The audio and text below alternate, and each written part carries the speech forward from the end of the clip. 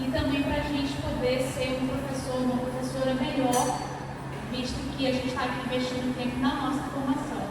Queria agradecer especialmente a professora Carla, que eu já conheci indiretamente, é um prazer tê-la aqui, em nome do nosso coletivo do PIB. Somos 24 bolsistas, 3 supervisores, uma coordenação geral e uma coordenação diária. Então, muito obrigada mesmo pelo tempo, né? Eu li o texto para o encontro, que foi um texto escrito por você e pelo professor André, que tem me ajudado muito também nos processos de orientação do próprio História, que é o nosso programa de pós-graduação profissional, que essa temática da migração tem aparecido. E aí, como eu não tinha bagagem sobre isso, a gente precisa ouvir quem tem e partilhar e aprender, porque serão questões que vão nos interpelar como professores de História aqui.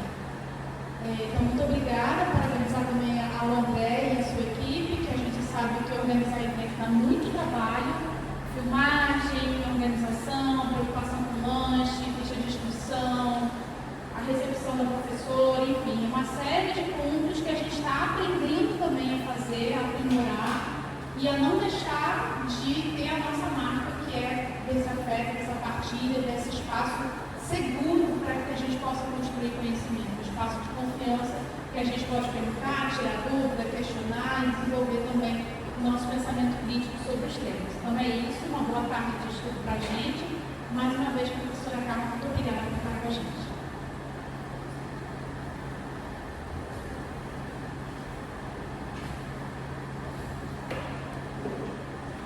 Bom, boa tarde.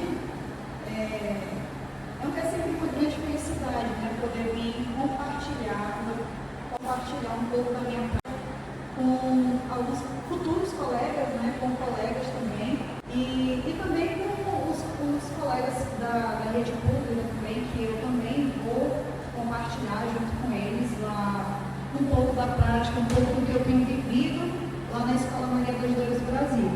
Eu sou a professora Carla. E hoje a gente vai falar um pouquinho sobre estratégias e práticas para o ensino de imigrantes. Tá. Atualmente, eu sou professora lá na Escola Maria das Dores Brasil. Deixa eu ver. Sou professora lá na Escola Maria das Dores Brasil. Também atuo em outras escolas. Tá? Eu sou mestre em letras pela Universidade Federal. Sou especialista em docência para educação profissional e tecnológica pelo Instituto Federal do Espírito Santo. Sou graduada em letras, português e inglês pela Universidade Federal. Sou aluna especial do doutorado em letras. Sou professora formadora do PROFAM, que é um programa de formação de professores para o acolhimento de imigrantes. Aí eu vou falar um pouquinho dele para vocês, que são futuros professores da rede pública, da rede básica, né, de ensino, e que seria muito interessante vocês participarem desse curso, tá? E também eu faço parte, né, do projeto de pesquisa e ensino de línguas e formação de professores em Roraima. Bom, o PROFAM, ele é um programa de formação oferecido pela Universidade Estadual de Roraima, em parceria com a Secretaria de Estado de Educação e Desporto, que é SED, voltado para capacitar professores da educação básica a desenvolver e adaptar projetos e atividades e materiais didáticos que promovam o acolhimento linguístico dos estudantes migrantes que estão espalhados aí pela nossa rede básica de ensino. Então, o objetivo do PROFAM é fornecer conhecimentos básicos sobre acolhimento linguístico e ensino de línguas em contexto plurilíngues e debater questões teóricas relacionadas a esse ensino e oportunizar reflexões sobre abordagens plurais no ensino de estudantes migrantes. Também, lá, nós aprendemos a desenvolver estratégias de comunicação para o auxílio de ensino de línguas, construir uma base de dados colaborativa, elaborar projetos voltados ao plurilingüismo e adaptar materiais didáticos e avaliar continuamente os processos para ajuste necessário. Então, é isso que nós precisamos disso lá no PROFAM. Nós, professores da rede básica, vocês que são futuros professores da rede básica de ensino, que vão encarar esses alunos, e eu falo como uma pessoa que sentiu na pele quando a paisagem linguística da sala de aula começou a mudar, né? E eu senti aquele desespero, o que eu vou fazer, né? Então, é muito importante, como eu vou falar mais adiante, a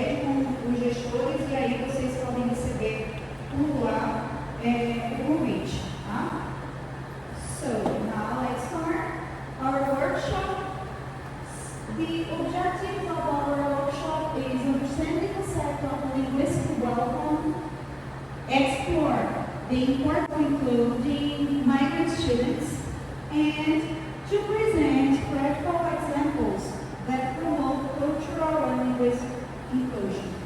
These are our objectives today here, okay? And to begin, it's necessary to understand the emergency of a new type of students with the new needs and new abilities. So now, for this first moment, I want you to answer this quick written activity. So send this QR code here. And please answer in English. In English. I'll give you a few minutes.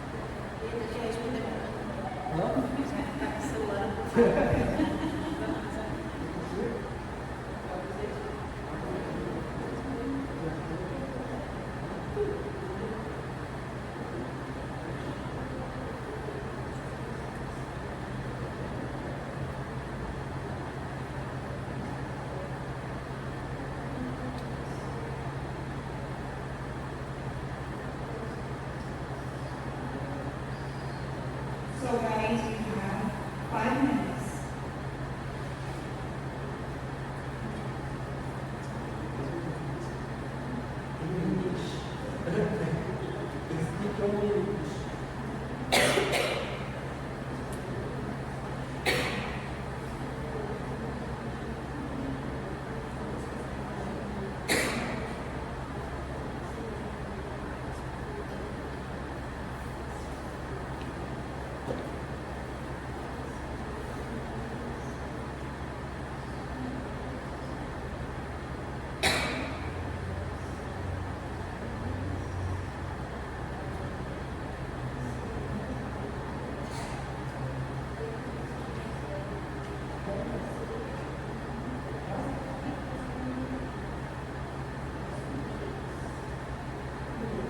Okay? Finish? Finish? No?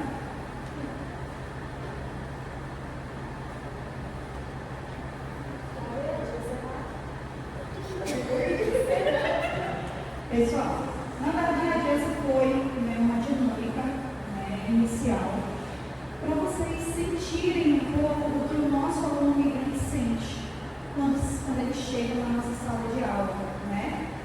Encontra um professor falante só de português, aquele professor inflexível que fala para ele assim, eu sei porque eu já fui assim, quando a paisagem linguística da minha sala de aula mudou, eu não sabia o que fazer, eu não sabia espanhol. E quando ele vinha para me entregar, por exemplo, um exercício de tradução, sou professora de inglês, quando ele vinha para me entregar um exercício de tradução, o que eu fazia? Não, pode fazer em português.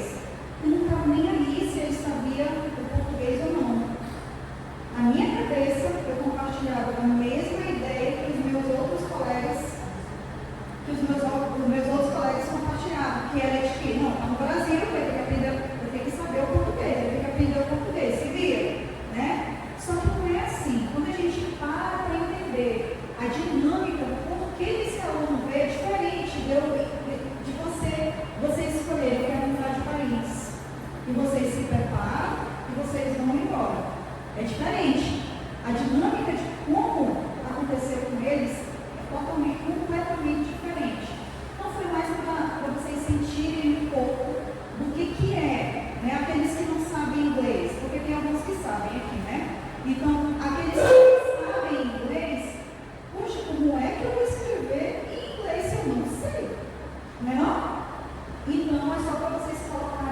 pouquinho no lugar dos futuros alunos de vocês.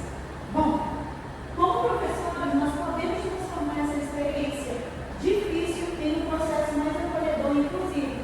Essa aqui é uma turma que hoje está na terceira série do ensino médio, alguns, né, os que ficaram.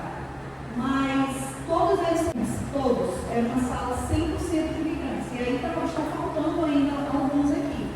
Tá? E sabe por quê? Que a gente tem que como professores, transformar a experiência, porque uma escola justa é ela que se adapta à pluralidade dos aprendizes, rejeitando a ideia de uma educação que é tamanho único. Bom? Então, vamos falar um pouquinho do cenário migratório no Brasil.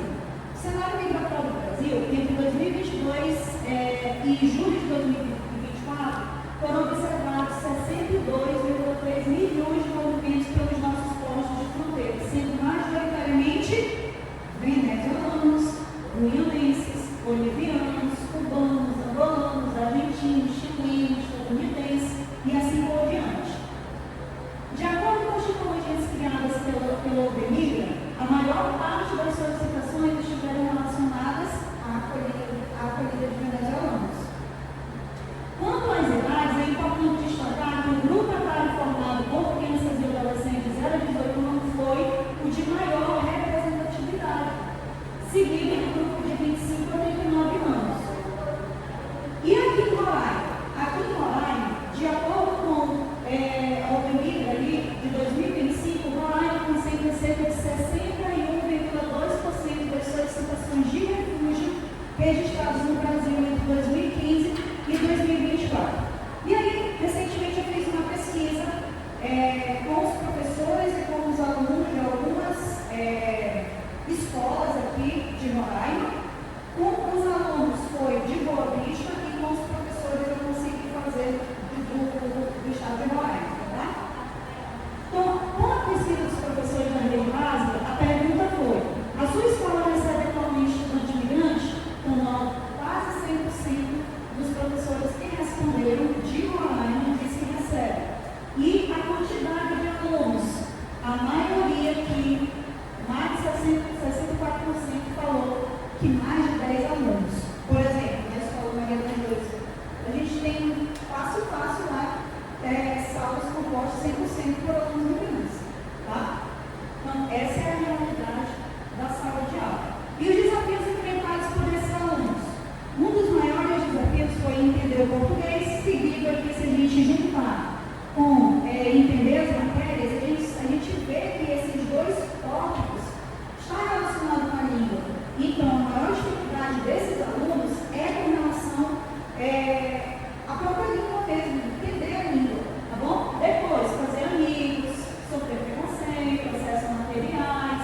E aí, vocês percebam que o outro aqui, também ficou com 29%. Quando a gente vai ler o outro, aí tem lá dificuldade para apresentar trabalho, aí eles reforçam aqui entender o português, entender as matérias, tá bom? Então, e por que acolher? Por que a gente tem que acolher? Porque faz tempo que o mundo está se movendo. O mundo está se movimentando. Então, o nosso Brasil já está tomando medidas, o mundo inteiro já está tomando medidas de acolhimento, práticas de acolhimento para acolher essas pessoas que estão se movimentando devido à guerra, devido a N fatores. E o que é o acolhimento linguístico? É quando toda a comunidade escolar ela ajuda os alunos que falam outra língua a se sentir bem-vindo e apoiado no processo de adaptação. Isso inclui não só dar suporte para que eles aprendam o português, mas também aceitar e valorizar o uso da língua materna dele nas atividades escolares.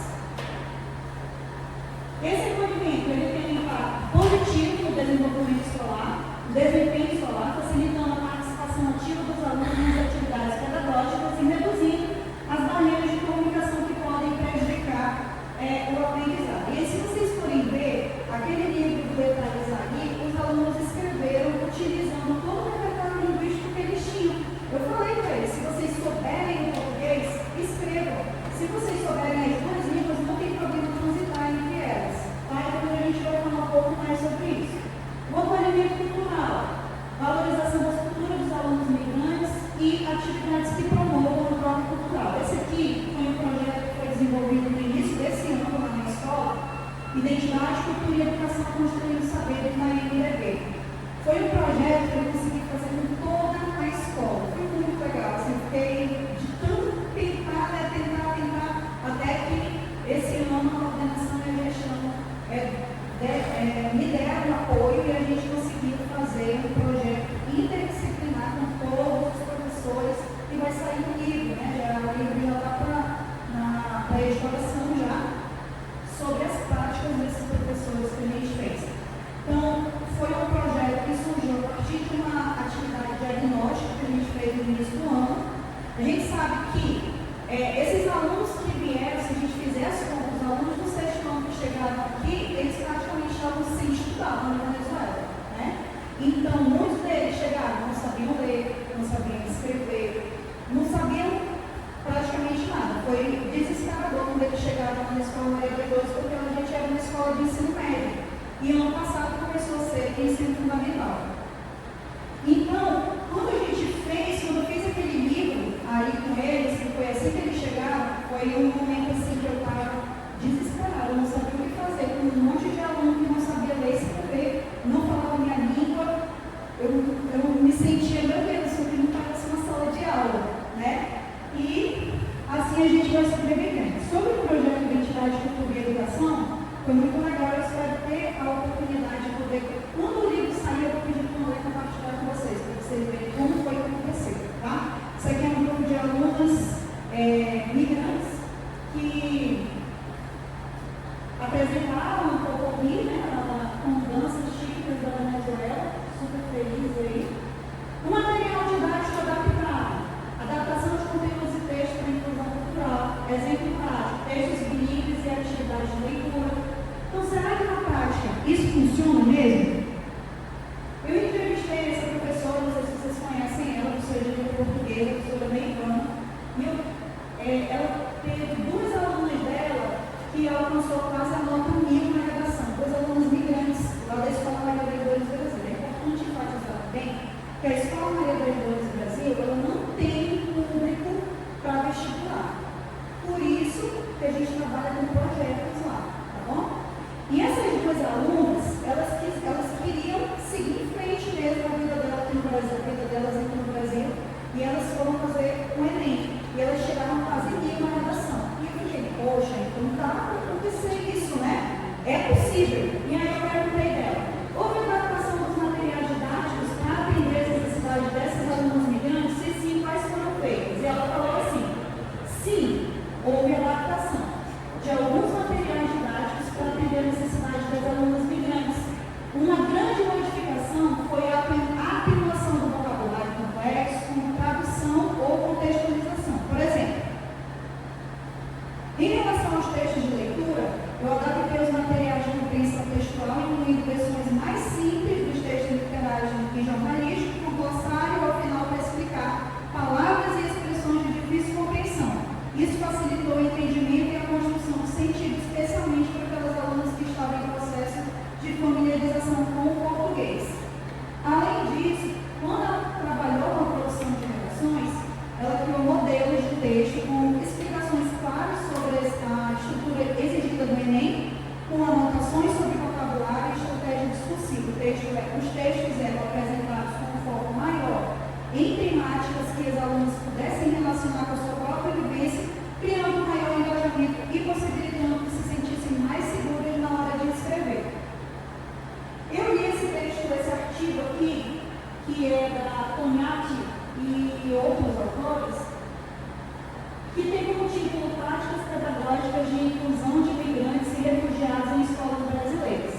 Nesse artigo, eles fizeram um estudo nacional sobre práticas de inclusão. Esse artigo é maravilhoso, viu, Pedro? Se quiser dar uma olhada nele. Inclusive, aqui fala da sala que tu está tentando implantar. Ela aqui fala de uma escola municipal que tem essa sala aqui, tá? Bom, nesse texto aqui eu tirei alguns exemplos de lá, eu vim falando dos exemplos de inclusão que vem acontecendo em todo o Brasil. Então, tirei esses nomes e fotos são realmente ilustrativos, então, a professora Cláudia de São Paulo. A professora Cláudia, de uma escola pública na capital paulista,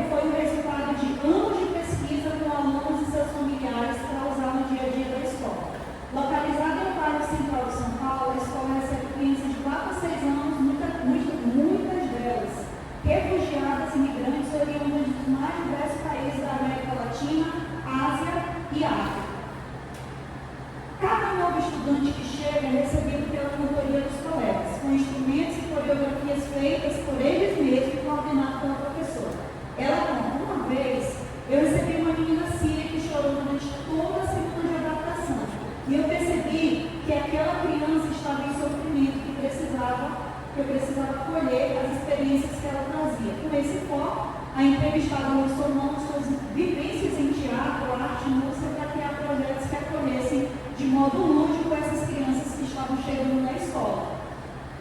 E aí, foi daí dessa iniciativa dela que nasceram os projetos, a música e a brincadeira em todos os cantos e encantos da infância, cantos e ritmos brasileiros, outros cantos e outros ritmos, culturas do mundo, a história de muitas vozes, artes do mundo e nosso território. Então, segundo ela, em todos os projetos as crianças foram incentivadas a compartilhar com a turma as brincadeiras, músicas e histórias tradicionais de seus países. E, consequentemente, elas participaram de jogos coletivos, criaram danças, peças de teatro, promoveram o respeito e a compreensão e a boa convivência entre todos os estudantes. As mães e pais brasileiros e imigrantes também participaram desse garimpo cultural, além de serem convidados para compartilhar suas experiências e histórias de vida em modo de conversa aberta a toda a comunidade escolar. A professora Cláudia afirma que quando a gente supera as fronteiras do mapa, a gente percebe que as dores do outro são muito parecidas com as nossas. Essa professora Vera, de São Paulo também, demonstrou como é possível superar as barreiras linguísticas. Não, foi uma coisa maravilhosa, a melhor experiência da minha vida dar aula para alunos refugiados e imigrantes. Não falando de português porque era uma situação muito colaborativa. Então, é entender que eu, como professora de língua portuguesa, estava ali numa posição de igualdade, de aprendizado mesmo. Porque eu não sei a sua língua, você não sabe a minha. Então, vamos trocar. Você me ensina um pouco da sua para poder me comunicar minimamente e você vai aprender a minha. E a nossa comunicação era maravilhosa, porque era através de imagem, de mímica, de muita risada e acerto, de acertos e erros, né? A gente foi construindo esse aprendizado na língua portuguesa. E é mais isso aqui eu me vi aqui, porque assim, essa troca, ela existe continuamente na sala de aula com os alunos migrantes. Eu sei que aqui na escola de Conselho tem alunos migrantes, tem alguns, né?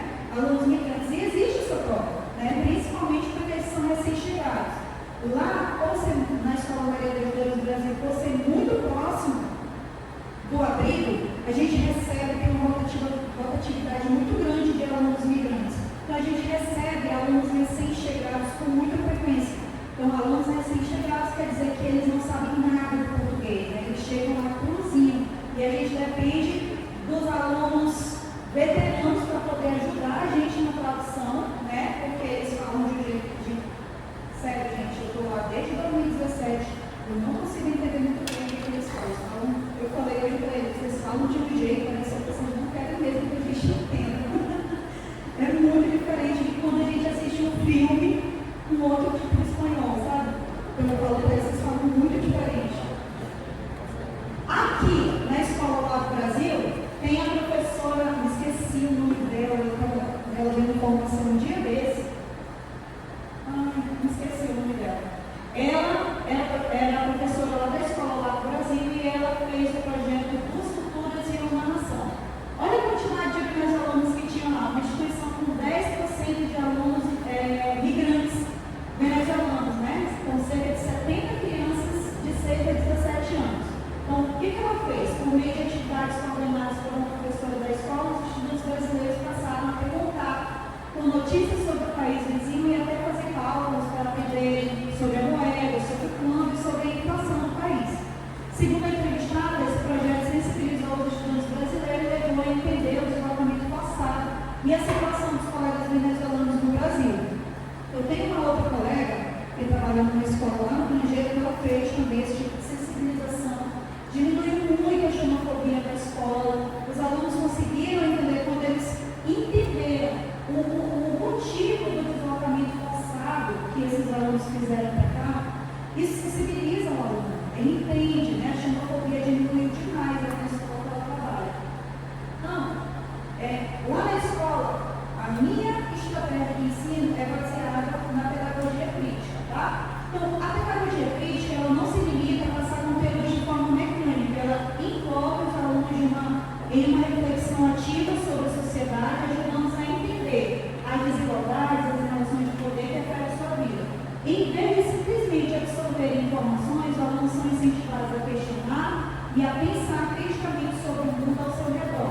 Isso prepara eles para aprender e agir de forma mais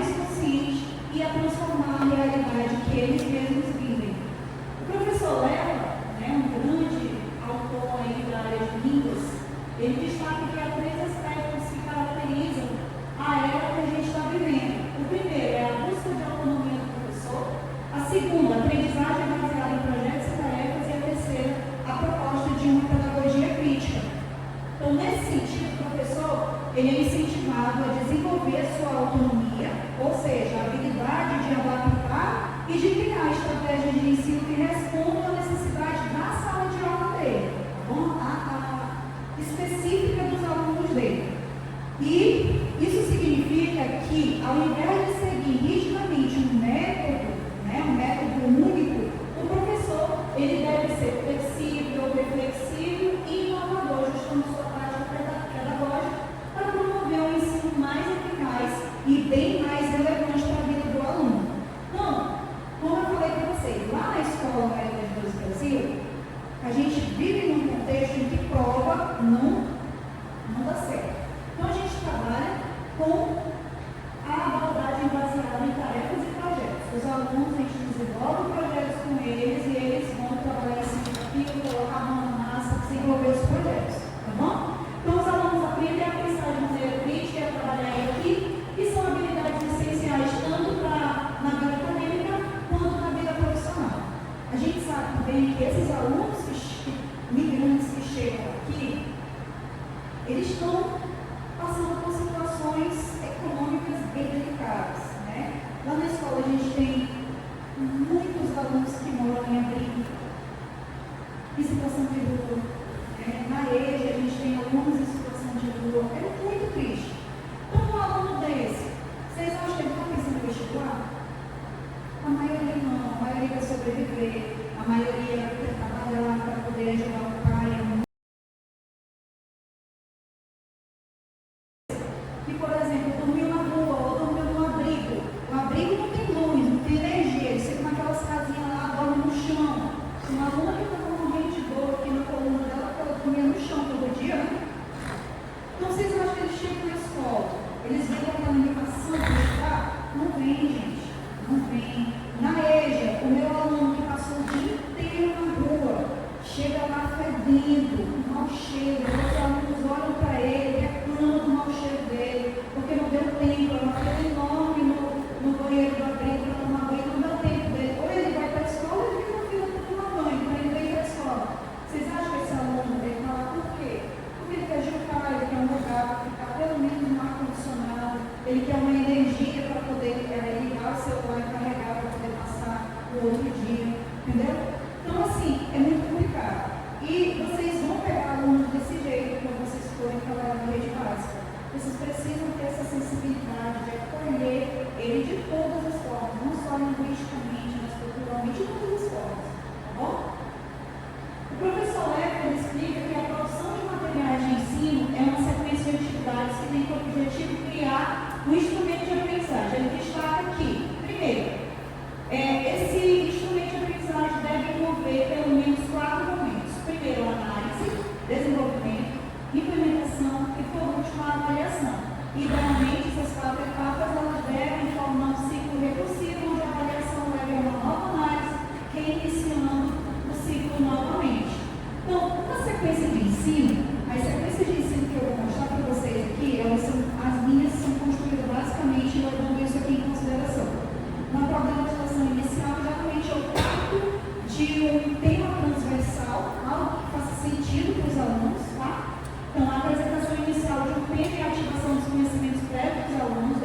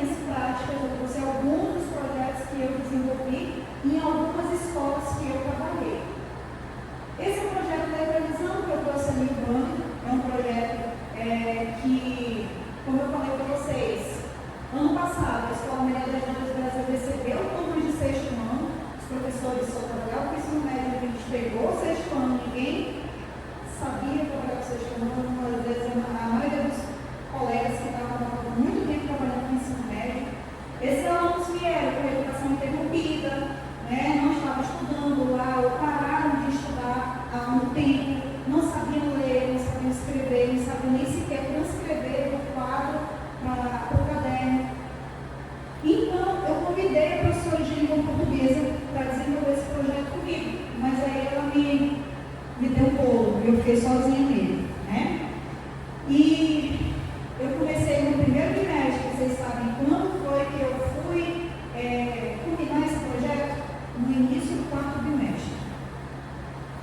De tão complicado que foi, eu não sabia o que fazer, olhava para aqueles alunos e foi uma sequência didática que eu fui construindo aos poucos. Eu ia para a sala, fazia uma coisa e dizia, a partir daqui eu posso fazer isso aqui. Então não foi uma sequência que eu construí previamente toda, quando a gente planeja tudo, sabe? Então esse projeto Letralizando foi um projeto muito bonito. Os alunos, eles escreveram esses livros, depois vocês vão dar uma olhada. Ele serviu como uma avaliação diagnóstica dessas turmas.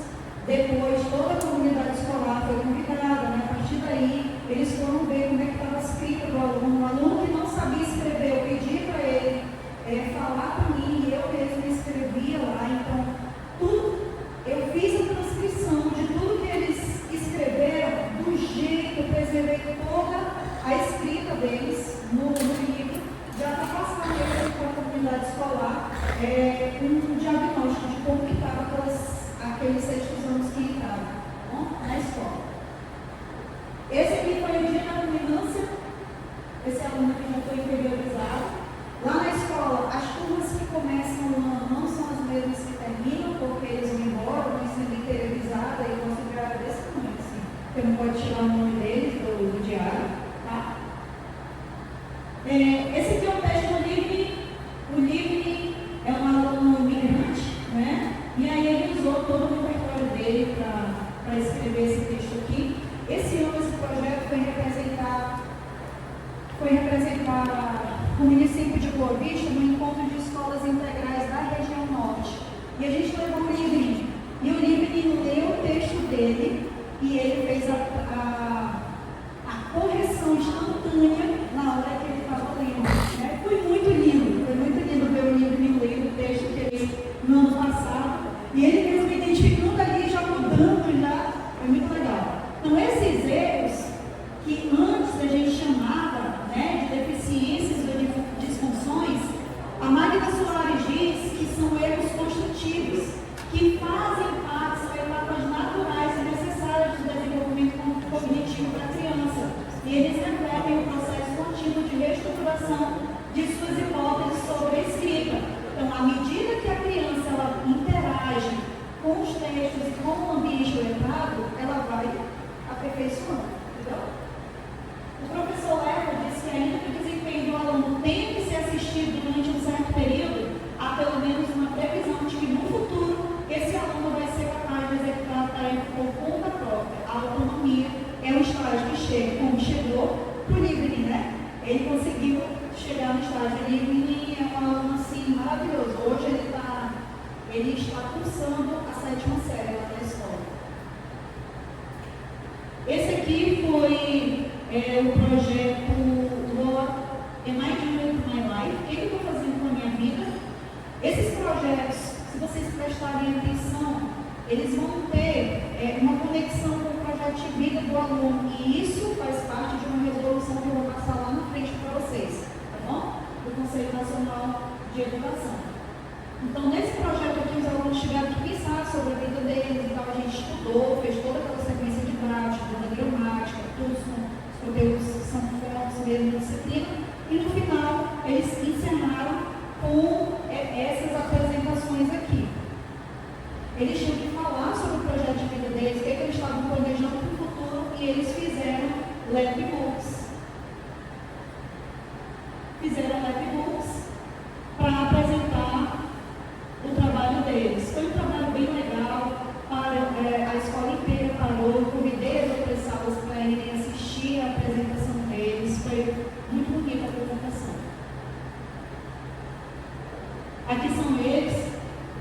alguns alunos foram, né, já aproveitaram a oportunidade para ir vestido já da profissão que eles gostariam de exercer. Aqui são alguns outros exemplos de outros lapbooks apresentados pelos alunos. Esse é o mesmo projeto, mas na Escola Maria das Dores do Brasil. Para fazer um lapbook desse aqui, gente, ou do jeito que eles fizeram ali, que eles fizeram no capricho, vocês viram, né?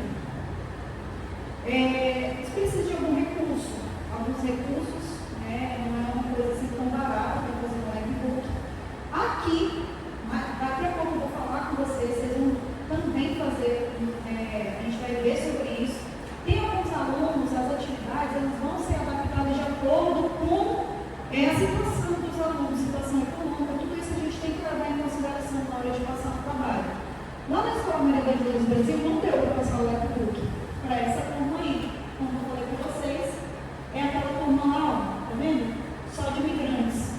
Então, com eles já fizeram o posto, então, esse aqui já fez, esse aqui já conseguiu imprimir o pôster dele com o mesmo projeto, falando sobre o planejamento de vida deles, tá bom? Esse aqui é o projeto My Life Plan, também sobre o meu plano de vida. Esse aqui foi para a turma do nono ano. Esse é o English Project, que é não tem aquele projeto que os professores de línguas fazem, dos países falantes de inglês, países falantes de espanhol, pois é. Esse aqui é o projeto English, foi desenvolvido com as turmas da EJA, tanto da Escola Grangeiro quanto da Escola Maria das Dores Brasil. Eles fizeram apresentações muito legais, tá? Feira de linguagem. Na feira de linguagem, eu fiz esse projeto com os alunos, onde eles tinham que fazer jornais plurilingües. Como que eu fiz? Eles tinham que produzir matérias sobre a feira de linguagem. Ia acontecer uma feira de linguagem para a escola inteira. Então, eles tinham que ir nos bastidores, descobrir alguma coisa, e aí pegar e produzir uma matéria ali para poder construir o jornal deles. E esses aqui foram os jornais. Foi um projeto sofrido. Por quê? Porque eles não sabiam mexer no Canva. Eu tive que ensinar, não tinha internet, eles não tinham celular. E aí eu tive que emprestar o celular de um para o outro, pegava o tablet da escola, a professora compartilhava a internet, e assim a gente conseguiu fazer esses jornais, e esses foram os jornais. Esse jornal é um jornal plurilingüe porque ele está escrito em português, inglês e espanhol. Então, a forma como eles iriam administrar as línguas no jornal ficava a critério deles, tá? E foi um jornal muito legal. No final, quando terminaram todas as atividades, uma professora que trabalha no turno da noite, que é gestora de uma escola no município, arrancou tudo e levou lá para a escola dela, disse que ia fazer lá, já ia ampliar, colocando a língua oral, porque ela tinha alunos indígenas, né? Qual o grande demais? Falei alguma coisa errada? Pode falar indígena? Pronto, vamos lá. Essa sequência didática aqui, que se chama Teenagers Changing the World. A gente conversou durante as nossas aulas sobre adolescentes normais, simples, que tiveram grandes ideias que mudaram o mundo. Por exemplo, a Malala, o William Kakalamba, né? E a partir disso, eu queria prepará-los para a Feira de Ciências, queria que eles tivessem ideias, queria ensiná-los a fazer um banner. Então, a gente fez a Feira de Invenções. Eles tinham que inventar alguma coisa. E a partir daí, eles criaram banners com as invenções dele e a gente fez a culminância do projeto. Tá? Esse é um projeto de literatura de imigrante, fiz tanto durante o dia quanto com a EJA. Esse é um projeto que trabalhou muito a aprendizagem colaborativa. Aqui a gente tem um aluno venezuelano com um aluno brasileiro, eles estão produzindo poemas. Os poemas que eles tinham que produzir tinham que ser em inglês, português e espanhol. Então, aqui eles estão trabalhando na tradução dos poemas e o Carlos estava ensinando como era em espanhol, aqui para esse outro aluno. Aqui é um aluno equatoriano com um guianense.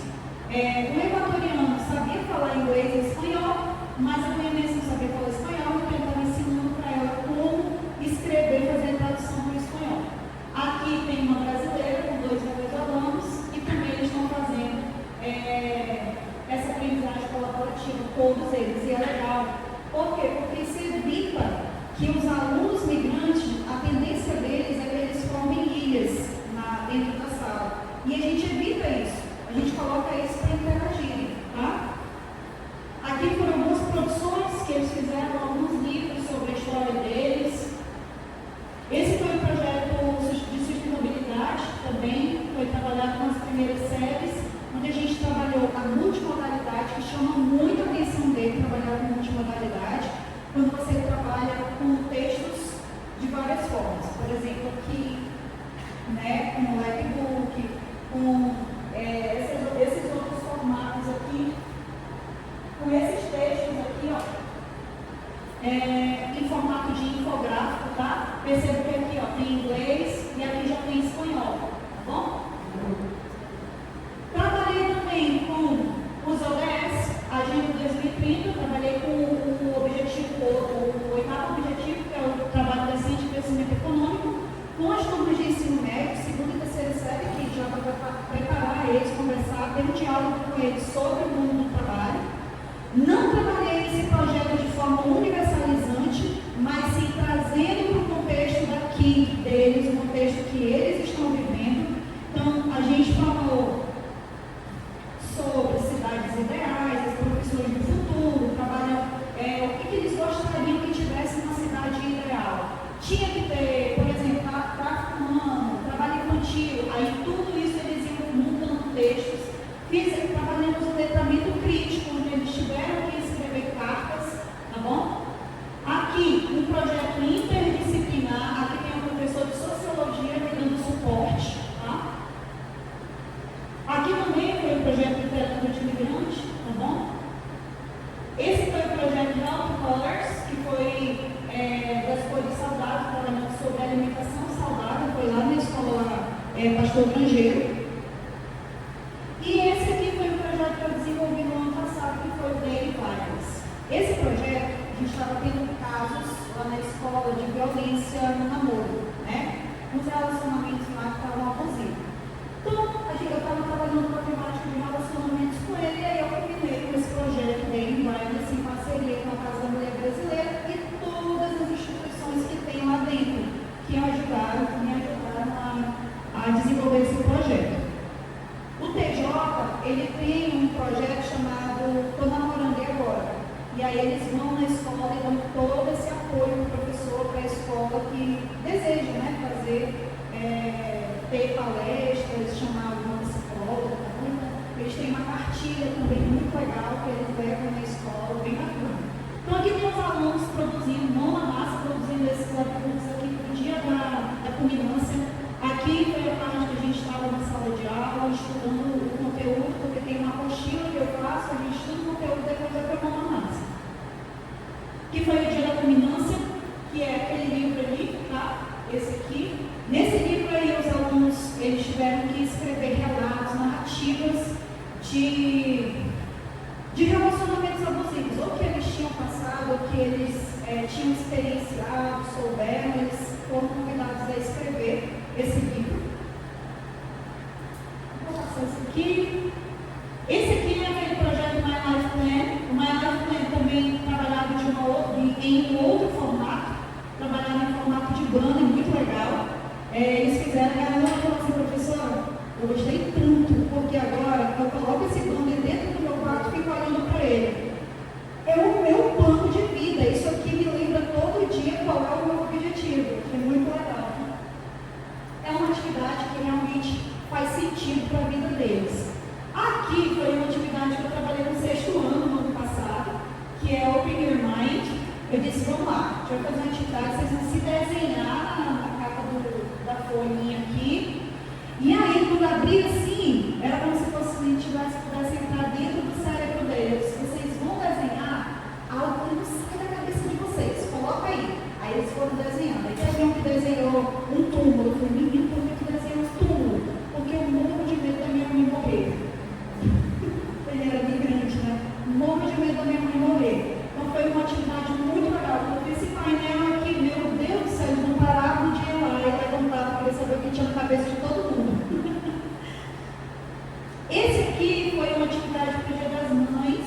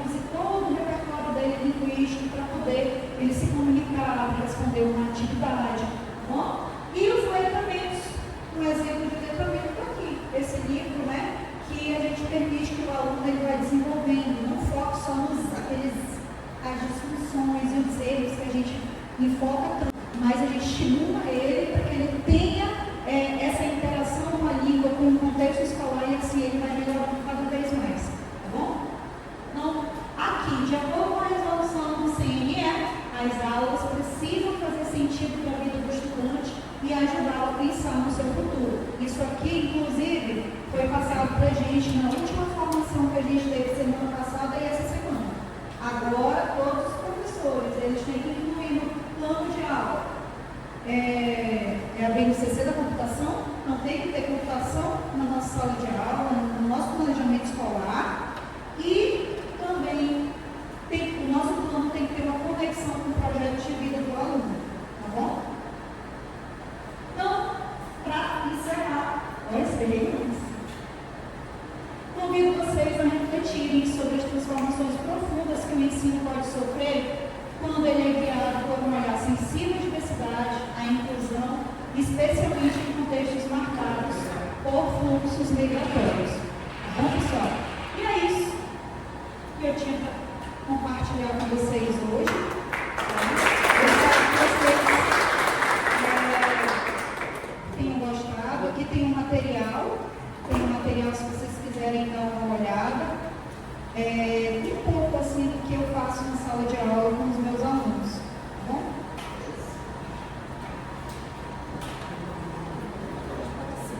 Pode?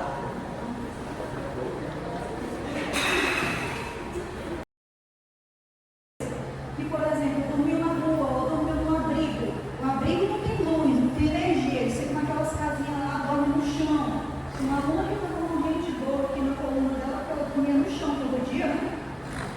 Então, vocês acham que eles chegam na escola? Eles vêm com aquela animação de estudar? Não vem, gente. Não vem. Na EJA, o meu aluno que passou o dia inteiro na rua, chega lá fedendo, com mau cheiro. Os alunos olham para ele, reclamam do mau cheiro dele, porque não deu tempo. É uma fila enorme no banheiro do abrigo para tomar banho, não deu tempo dele. Ou ele vai para a escola ou ele fica na fila para tomar banho, para ele ir para a escola. Vocês acham que esse aluno vai falar por quê? Porque ele quer juntar, ele quer um lugar para ficar pelo menos no ar-condicionado, ele quer uma energia para poder ligar o celular e carregar para poder passar o outro dia, entendeu? Então, assim, é muito complicado. E vocês vão pegar alunos desse jeito quando vocês forem trabalhar na rede básica. Vocês precisam ter essa sensibilidade de acolher ele de todas as formas, não só linguisticamente, mas culturalmente, de todas as formas, tá bom? O professor Leco explica que a produção de materiais de ensino é uma sequência de atividades que tem como objetivo criar um instrumento de aprendizagem. Ele destaca que, primeiro, esse instrumento de aprendizagem deve envolver pelo menos 4 momentos. Primeiro, análise, desenvolvimento, implementação e, por último, a avaliação. Idealmente, essas 4 etapas elas devem formar um ciclo recursivo onde a avaliação leva a uma nova análise, reiniciando o ciclo novamente. Então, uma sequência de ensino, as sequências de ensino que eu vou mostrar para vocês aqui, as minhas são construídas basicamente levando isso aqui em consideração. Na programação inicial, geralmente eu trato de um tema transversal, algo que faça sentido para os alunos, tá? Então, a apresentação inicial de um tema e a ativação dos conhecimentos prévios dos alunos, depois a organização do conhecimento, quando a gente passa mesmo o conteúdo bruto para os alunos. O que vocês vão falar? Vocês vão falar da Revolução Industrial, falar de algum tema histórico? Se fosse inglês, eu vou passar a parte da gramática, ensino gramática para eles, tá? Então, é o momento de estudar os conhecimentos selecionados pelo professor como fundamentais para a compreensão do tema e da programação inicial. O estudante deverá desenvolver atividades para melhor compreensão dos assuntos. A aplicação dos novos conhecimentos é a parte que tu vai passar, vai ver como que ele absorveu daquilo ali através de atividades, né, apresentações, não sei. Então, o objetivo é que ele seja capaz de aplicar o que aprendeu em novas situações, fazendo inferência, ou seja, tirando conclusões com base no conhecimento adquirido e interpretando cenários diferentes a partir dos conceitos que está absorvendo. Significa que o aluno deve demonstrar uma compreensão mais profunda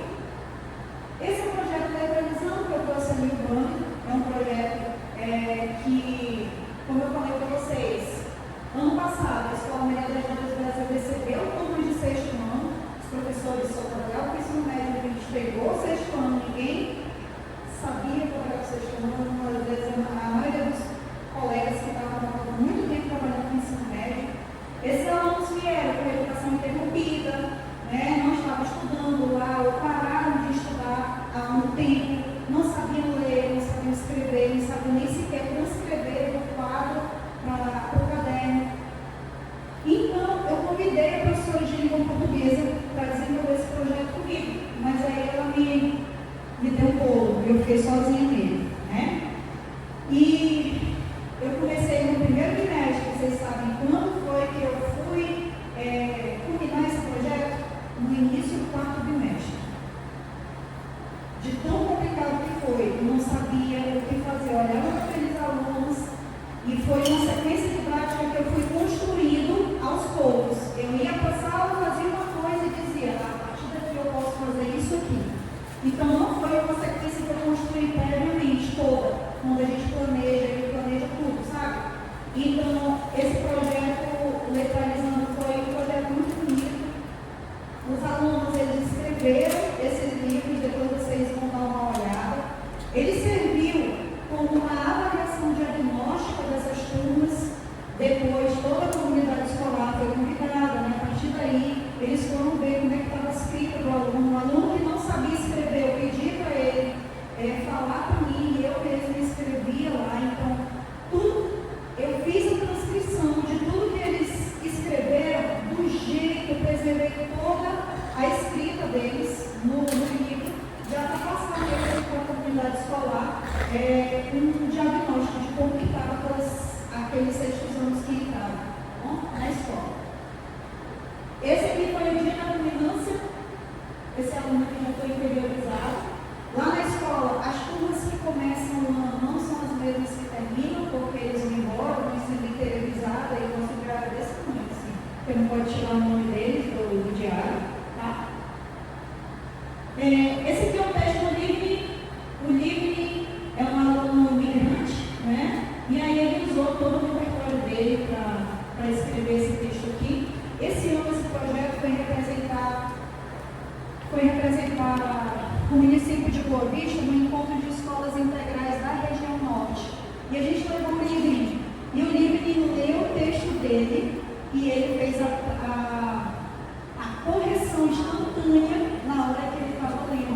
Né? Foi muito lindo ver o Livre ler o texto que ele no ano passado. E ele mesmo identificando ali, já mudando, já foi muito legal. Então, esses erros que antes a gente chamava, né, de deficiências ou de disfunções, a Magda Soares diz que são erros constitutivos, que fazem parte, são etapas naturais e necessárias do desenvolvimento cognitivo da criança. E eles refletem o processo contínuo de reestruturação de suas hipóteses sobre a escrita. Então, à medida que a criança ela interage com os textos e com o ambiente letrado, ela vai aperfeiçoando, entendeu? O professor Leva disse que ainda que o desempenho do aluno tenha que ser assistido durante um certo período, há pelo menos uma previsão de que no futuro esse aluno vai ser capaz de executar a tarefa por conta própria. A autonomia é um estágio que chega, como chegou para o Livre, né? Ele conseguiu chegar no estágio Livre, é um aluno assim maravilhoso. Hoje ele está cursando a 7ª série lá na escola.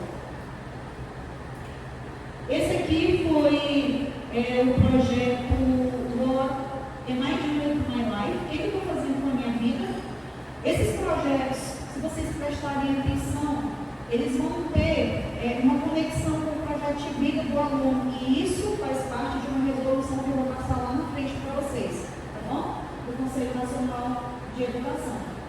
Então, nesse projeto aqui, os alunos tiveram que pensar sobre a vida deles, então a gente estudou, fez toda aquela sequência de prática, toda a gramática, todos os conteúdos que são fontes mesmo da disciplina, e no final, eles encerraram com essas apresentações aqui. Eles tinham que falar sobre o projeto de vida deles, o que eles estavam planejando para o futuro, e eles fizeram lapbooks. Para apresentar o trabalho deles. Foi um trabalho bem legal para a escola inteira.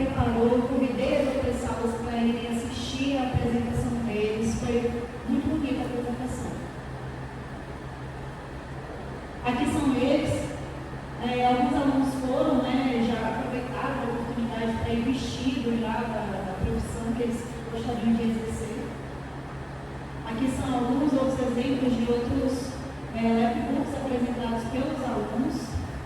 Esse é o mesmo projeto, mas na Escola Maria das Dores do Brasil. Para fazer um lapbook desse aqui, gente, ou do jeito que eles fizeram ali, que eles fizeram no capricho, vocês viram, né? Eles precisam de algum recurso, alguns recursos, né? Não é uma coisa assim tão barata para fazer um lapbook. Aqui, daqui a pouco eu vou falar com vocês vão também fazer, a gente vai ver sobre isso. Tem alguns alunos, as atividades, elas vão ser adaptadas de acordo com a situação dos alunos, situação econômica, tudo isso a gente tem que levar em consideração na hora de passar o trabalho.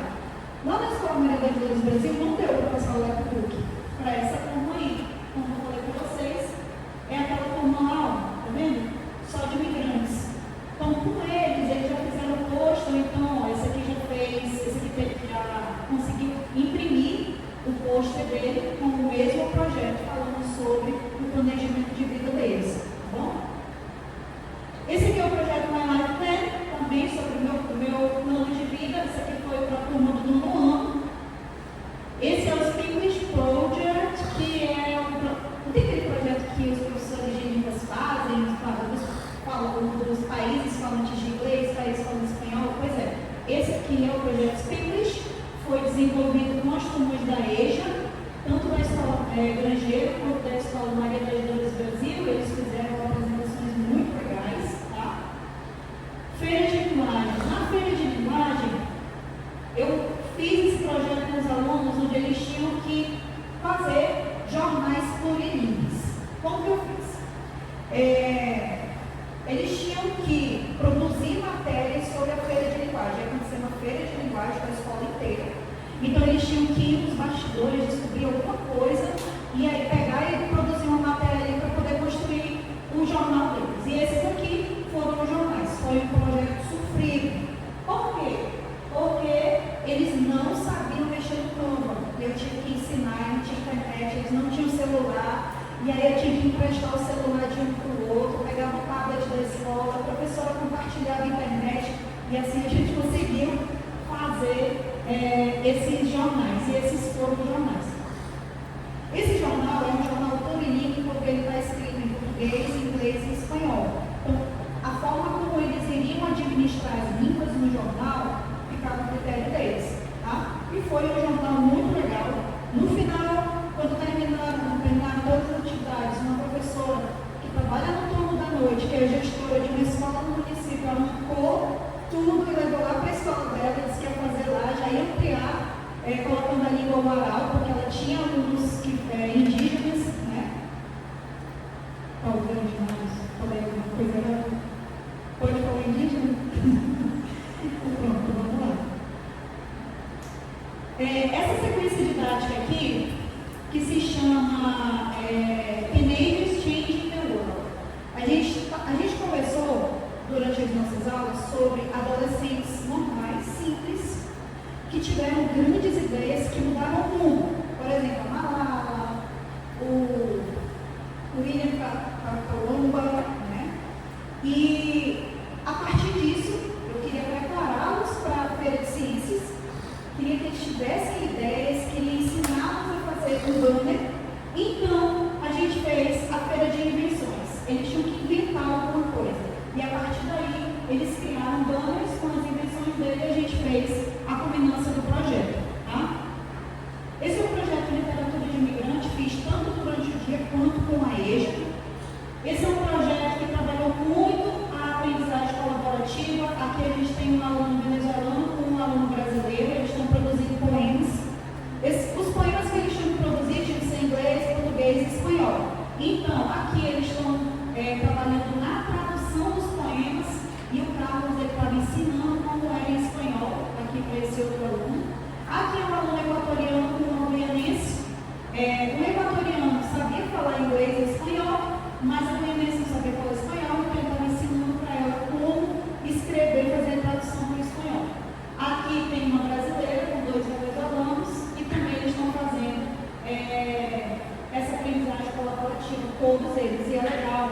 Por quê? Porque isso evita que os alunos migrantes, a tendência deles é que eles formem ilhas dentro da sala. E a gente evita isso. A gente coloca isso para interagirem, tá? Aqui foram algumas produções que eles fizeram, alguns livros sobre a história deles. Esse foi um projeto de sustentabilidade também, foi trabalhado nas primeiras séries, onde a gente trabalhou a multimodalidade, que chama muito a atenção dele, trabalhar com multimodalidade, quando você trabalha com textos de várias formas. Por exemplo, aqui, né, com o Labbook, com esses outros formatos aqui, com esses textos aqui, ó, em formato de infográfico, tá? Perceba que aqui, ó, tem inglês e aqui já tem espanhol, tá bom? Trabalhei também com os ODS, Agenda 2030, trabalhei com o objetivo, o oitavo objetivo, que é o trabalho decente e crescimento econômico, com as turmas de ensino médio, segunda e terceira série, que já para preparar eles, conversar, ter um diálogo com eles sobre o mundo do trabalho. Não trabalhei esse projeto de forma universalizante, mas sim trazendo para o contexto daqui deles, o contexto que eles estão vivendo. Então, a gente falou sobre cidades ideais, as profissões do futuro, trabalhando o que eles gostariam que tivesse uma cidade ideal. Tinha que ter, por exemplo, tráfico humano, trabalho infantil, aí tudo isso eles iam montando textos. Trabalhamos o letramento crítico, onde eles tiveram que escrever cartas, tá bom? Aqui, um projeto interdisciplinar, aqui tem um professor de sociologia me dando suporte, tá? Aqui também foi o projeto de literatura de imigrante, tá bom? Esse foi o projeto de Alto Colors, que foi das cores saudáveis, falando sobre alimentação saudável, foi lá na escola Pastor Grangeiro. E esse aqui foi um projeto que eu desenvolvi no ano passado, que foi o Daily Violence. Esse projeto, a gente estava tendo casos lá na escola de violência no namoro, né? Uns relacionamentos lá que estavam abusivos. Então, eu estava trabalhando com a temática de relacionamentos com ele, e aí eu combinei com esse projeto Daily Violence em parceria com a Casa da Mulher Brasileira e todas as instituições que tem lá dentro, que me ajudaram a desenvolver esse projeto. O TJ, ele tem um projeto chamado Tô Namorando Agora. E aí eles vão na escola e dão todo esse apoio para o professor, para a escola que deseja, né, ter palestras, chamar uma psicóloga. Eles têm uma cartilha também muito legal que eles levam na escola, bem bacana. Então aqui tem os alunos produzindo, mão na massa, produzindo esses alunos aqui para o dia da culminância. Aqui foi a parte que a gente estava na sala de aula, estudando o conteúdo, porque tem uma apostila que eu faço, a gente estuda o conteúdo e depois vai para a mão na massa. Que foi o dia da culminância, que é aquele livro ali, tá? Esse aqui. Nesse livro aí, os alunos, eles tiveram que escrever relatos, narrativas de relacionamentos abusivos, ou que eles tinham passado, ou que eles tinham experienciado, souberam, eles foram convidados a escrever esse livro. Vou passar esse aqui. Esse aqui é aquele projeto My Life Plan. O My Life Plan também trabalhado em um outro formato, trabalhado em formato de banda, muito legal. Eles fizeram, a galera falou assim, professora, eu gostei tanto, porque agora eu coloco esse banda dentro do meu quarto e fico olhando para ele. É o meu plano de vida, isso aqui me lembra todo dia qual é o meu objetivo, que é muito legal. É uma atividade que realmente faz sentido para a vida deles. Aqui foi uma atividade que eu trabalhei no 6º ano, no ano passado, que é Open Your Mind. Eu disse, vamos lá, a gente vai fazer uma atividade, vocês vão se desenhar na capa da folhinha aqui. E aí, quando abrir assim, era como se fosse pudesse entrar dentro do cérebro deles. Vocês vão desenhar algo que não sai da cabeça de vocês. Coloca aí. Aí eles foram desenhando. Aí teve um que desenhou um túmulo. Eu falei, menino, por que desenhou um túmulo? Porque eu morro de medo da minha mãe morrer. Ele era bem grande, né? Morro de medo da minha mãe morrer. Então foi uma atividade muito legal. Porque esse painel aqui, meu Deus do céu, eles não paravam de ir lá e levantar para saber o que tinha na cabeça de todo mundo.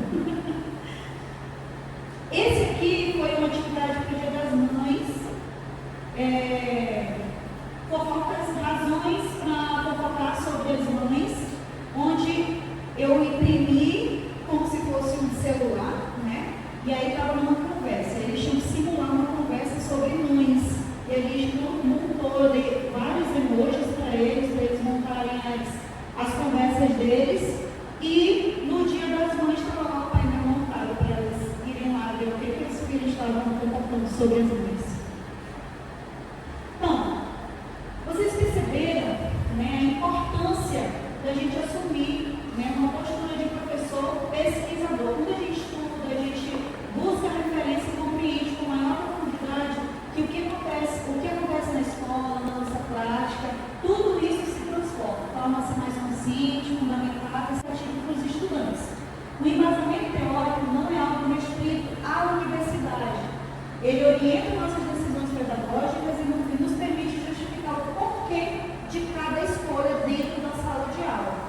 Então, conversando com as teorias, todos esses projetos que eu desenvolvi e que eu desenvolvo está dentro da linguística aplicada. Dentro da linguística aplicada, eu trabalho com essas abordagens, pedagogia das diferenças, a translinguagem, pedagogia da diferença, quando eu consigo identificar quais são as diferenças que tem dentro da minha sala de aula. A translinguagem é quando eu permito que o aluno ele use todo o repertório dele linguístico para poder ele se comunicar, responder uma atividade.